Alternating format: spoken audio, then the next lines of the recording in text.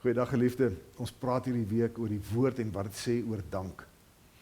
Gister het ons gekyk na Efesiërs 5, die eerste 4 verse, en ons bly sommer vandag by Efesiërs 5, maar vandag lees ons vers 15 tot vers 20. Paulus skryf daar as volg: Wees baie versigtig hoe julle lewe, nie soos onverstandige mense nie, maar soos verstandiges. Maak die beste gebruik van elke geleentheid, want ons lewe in 'n goddelose tyd. Moet daarom nie onverstandig optree nie, maar probeer te weet te kom wat die Here wil hê dat jy moet doen. Moet julle nie aan drank te buite gaan nie. Daarmee gaan losbandigheid gepaard. Nee. Laat die Gees julle vervul en sing onder mekaar psalms, lofgesange en ander geestelike liedere. Sing met julle hele hart tot eer van die Here. Dank God die Vader altyd oor alles in die naam van ons Here Jesus Christus. Jou woordeskat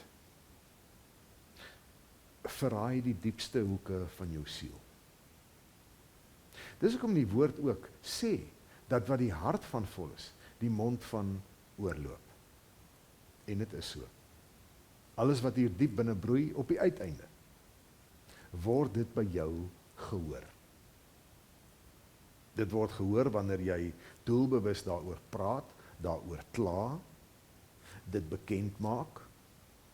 En dit word ook gehoor wanneer jy onbewustelik dinge sê, hoe jy dit sê, die stemtoon waarmee jy dit sê, die houding waarmee jy dit sê. Dit alles verraai die diepste hoeke van ons siel. En nou kom sê Paulus vir die Efesiërs, dat hulle moet onder mekaar psalms en lofgesange en ander geestelike liedere sing, met hulle hele hart tot eer van die Here. En dan verduidelik hy, dank God die Vader, altyd in alles. Hy kom sê, maak seker dat in die diepste hoeke van jou siel, daar altyd dank is. Want daar is soveel rede tot dankbaarheid. Al kla ons, steen en been, oor so baie dinge, en dit is so, dis die realiteit, ons het baie om oor te kla.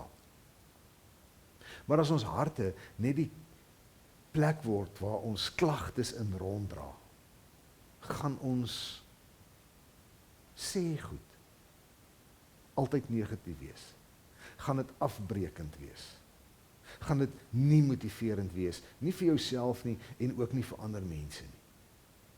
Baie keer is dit dan ook so, dat mense mekaar begin vermy, omdat hulle net moeg is vir wat altyd uit die ander persoon se mond uitkom.